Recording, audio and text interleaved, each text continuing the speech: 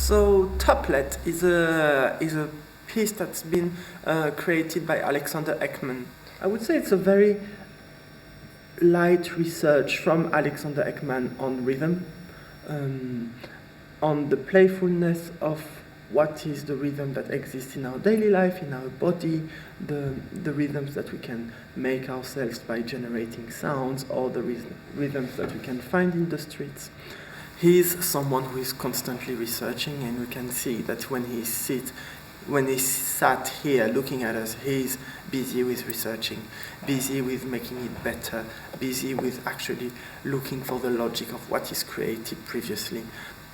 And he was wonderful at researching those subtle details in the timing of things. 1, 2, 3, 4. Yeah, that simple beat is bizarrely popular.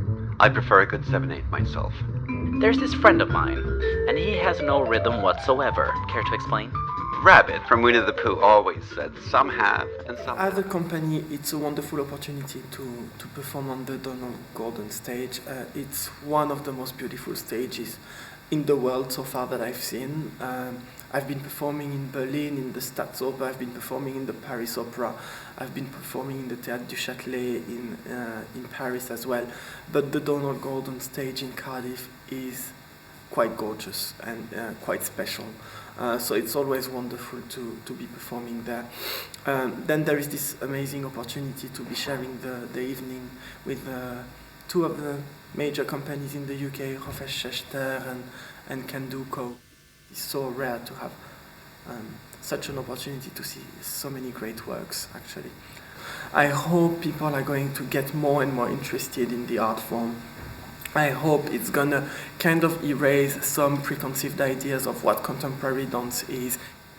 I think dance needs to be developed for the audience in Cardiff. And that's just the best opportunity that can happen in Cardiff, to have British Dance Edition.